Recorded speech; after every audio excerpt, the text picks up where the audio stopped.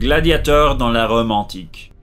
Combattants professionnels, superstars et coureurs de jupons. Dans le Colisée de Rome, les gladiateurs étaient célébrés comme des héros par 50 000 personnes, ou bien ils étaient tournés en dérision. Malgré leur popularité, à l'époque comme aujourd'hui, nous ne savons pas avec quel signe la foule jugeait les perdants, ni si les gladiateurs saluaient réellement les editores, les organisateurs des jeux, avec la célèbre formule « Ave imperator, morituri te salutant ». Salut à toi, César. Ceux qui sont voués à la mort te saluent. En réalité, l'utilisation de cette phrase ne nous est parvenue qu'une seule fois, comme salut à l'empereur Claude lors d'une mise en scène d'une bataille navale, appelée Nomachi. Typiquement, un jour où se déroulaient des ludi publici, des jeux publics, offrait bien plus que des combats de gladiateurs. Dans cette vidéo, nous accompagnons le Romain Gaius Gavius et passons une journée avec lui au Colisée.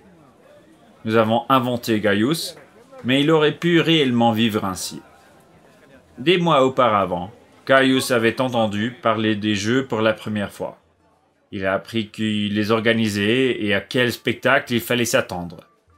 De telles informations se répandaient rapidement dans les rues de Rome et étaient diffusées par le biais des dipinti, des inscriptions écrites à l'encre ou à l'encre de Chine. Les archéologues ont trouvé toute une série de dipinti de ce type sur des murs anciens. Voici un exemple d'une telle annonce à Pompéi. 20 paires de gladiateurs de Decimus, Lucretius Satrinus Valens, le prêtre permanent de Nero Caesar Augustus, combattront à Pompéi les 8, 9, 10, 11 et 12 avril. Il y aura une chasse aux animaux en bonne et due forme et des tentes solaires. Rome était totalement surpeuplée pendant les jeux publics. Gaius, qui vivait en dehors de la ville, aurait dormi dans une cabane en bois improvisée ou sous une tente au bord de la route. Nous le savons grâce au biographe antique Suétone qui s'y connaissait à merveille en matière de ragots de rue. La ville était tellement bondée de visiteurs que l'empereur Auguste a fait patrouiller des soldats en uniforme dans les rues. Cela devait empêcher les vols à la tire, les vols à main armée et la violence entre les fans. Dès le début de la matinée, les foules se sont précipitées dans l'arène pour obtenir les meilleures places. Des paniques collectives se produisaient régulièrement, lors desquelles les visiteurs étaient blessés ou même piétinés à mort dans les rues bondées et les couloirs étroits. L'entrée au Colisée était gratuite pour Gaius, comme pour tous les citoyens romains. Il était assis quelque part dans les gradins centraux de l'arène, en dessous de lui les sénateurs et les membres de la chevalerie romaine, et au-dessus de lui les esclaves et les femmes. Le fait que les femmes devaient s'asseoir aux pires places n'entamait en rien leur enthousiasme fanatique pour les jeux. Les comportements de groupies faisaient partie du quotidien et sont bien documentés dans les graffitis pompéens. Dans l'un de ces graffitis, par exemple, un gladiateur est qualifié de « médecine de fin de soirée pour les femmes ». Dans un autre, l'un d'entre eux est qualifié de « maître des femmes ». L'historiographe romain Tacite commente le comportement des Romains avant les jeux en secouant la tête. L'enthousiasme pour les spectacles et la passion pour les gladiateurs, une calamité. Et il ajoute « Même les enseignants ne parleraient pas d'autre chose ». Une fois que Gaius avait trouvé une place, il spéculait avec excitation avec ses voisins de siège sur l'issue des jeux et discutait des favoris des combats à venir. Les poètes antiques, Ovide et Juvénal, rapportent que des paris, en latin sponsiones, étaient souvent conclus à cette occasion. Malheureusement, on ne connaît que très peu de détails sur ces paris. Les jeux commençaient le matin par des venationes, c'est-à-dire des présentations d'animaux apprivoisés et des combats d'animaux. Différents couples d'animaux, plus ils étaient exotiques, mieux c'était. Ils faisaient des tours de force ou étaient forcés de se battre l'un contre l'autre. Après le règne de l'empereur Néron, il est devenu courant que les venatores chassent les animaux. Vers midi, Le spectacle se poursuivait avec l'exécution de criminels condamnés. Ils devaient se battre contre les animaux sauvages survivants. C'était ce qu'on appelait la damnatio ad bestias. Dans la plupart des cas, le condamné était sauvagement déchiqueté par des animaux sauvages. Dans tous les cas, il trouvait une mort certaine. Parfois, les exécutions étaient mises en scène comme une sorte de spectacle dans lequel les condamnés devaient rejouer des histoires mythiques et des événements connus. Une autre forme de peine de mort était la damnatio ad ferrum, littéralement la condamnation au fer. Les condamnés devaient se battre entre eux ou contre l'un des gladiateurs. Cela donnait à la victime une chance de se battre honorablement et d'être gracié.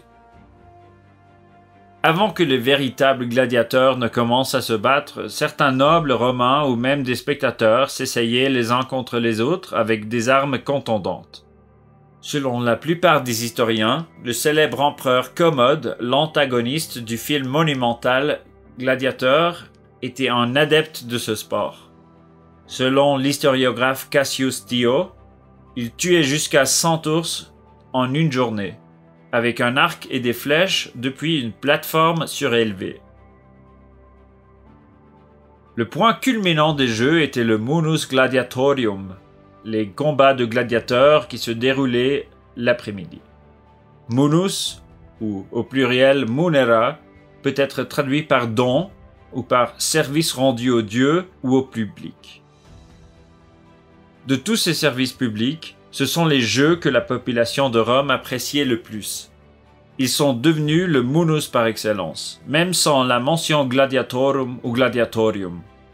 Sous la République, les hommes politiques romains ont rapidement compris le potentiel des jeux pour se faire aimer du peuple.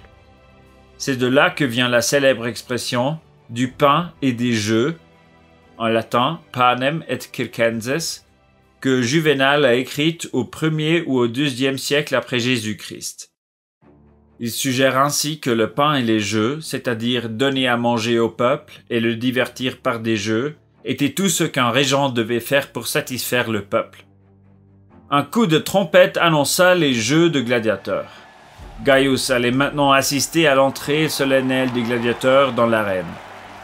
Ils arrivaient probablement par un tunnel qui reliait directement le Colisée au Ludus Magnus, la plus grande école de gladiateurs de la ville. Les fans en furie ont poussé des cris et des acclamations lorsque les premiers gladiateurs ont commencé à se battre. Dans la plupart des cas, les gladiateurs se battaient d'homme à homme et rarement en groupe les uns contre les autres. Selon Quintilien, un rhéteur de l'Antiquité, les combats étaient généralement supervisés par un ou deux arbitres et suivaient un ensemble de règles bien définies. Des études médico-légales qui ont examiné les blessures à la tête des gladiateurs confirment cela et suggèrent en plus que les combats n'étaient pas encore à corps incontrôlé, mais plutôt une forme d'art martial. Les gladiateurs se battaient généralement en paires standardisées. Un retiarius combattait souvent contre un secutor. Ce binôme dramatisait la lutte entre un pêcheur, le restiaire, et un poisson, le sectateur. Alors que le retiarius, légèrement blindé, tentait d'éviter son adversaire lourdement blindé, le secutor essayait de le rattraper le plus rapidement possible. Son nom vient du verbe latin sequor, ce qui est l'équivalent du verbe suivre à la première personne. Le secutor se fatiguait plus vite que son adversaire en armure légère, mais Gaius pourrait aussi avoir été témoin d'un murmillo en lutte contre un traix ou un hiplomachus. Alors que le murmillo était inspiré du légionnaire romain, mais avec un casque différent, le traix aurait ressemblé aux guerrières thraces. Lorsque l'un des combattants avait terrassé son adversaire, les spectateurs criaient « Habet, hoc habet » il l'a. Maintenant, il l'a. Si le perdant n'était pas déjà mort, il pouvait demander grâce en levant le doigt.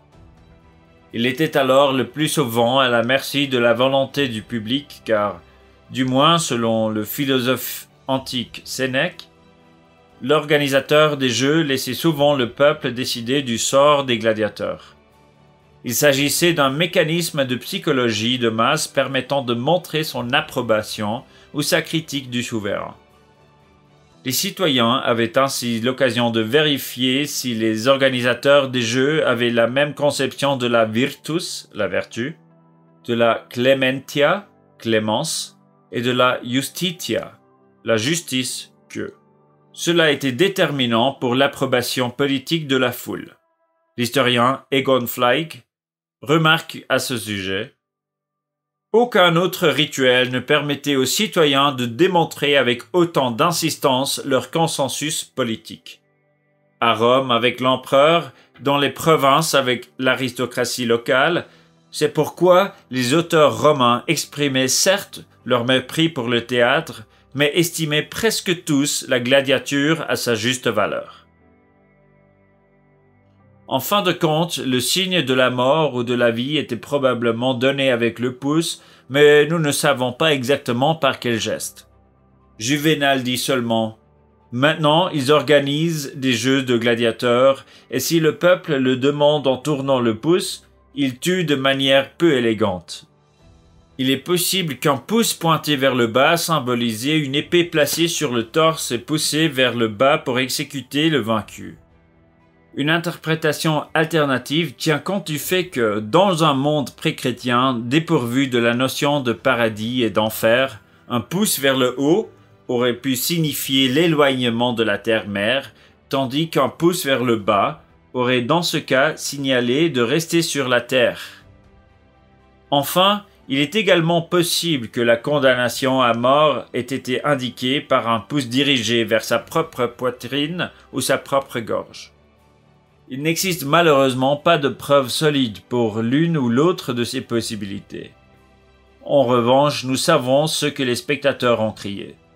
S'ils criaient « Jugula », poignarde-le, alors le gladiateur vaincu devait être tué. S'ils criaient « Laisse-le partir » ou « Missum », alors il devait vivre pour un autre combat. Les combats pouvaient aussi se terminer sans vainqueur ni perdant. Selon l'historien Marcus Junkelmann, c'était l'issue la plus rare, mais la plus célébrée d'un combat. Vers le soir, le jeu prenait fin et les cadavres s'entassaient sous le Colisée. Avant que l'ennui de la vie quotidienne ne reprenne le dessus, Gaius se rendait dans une taverne avec l'argent qu'il avait gagné lors d'un pari. En buvant une coupe de vin, il se remémorait les spectacles auxquels il avait assisté pendant la journée.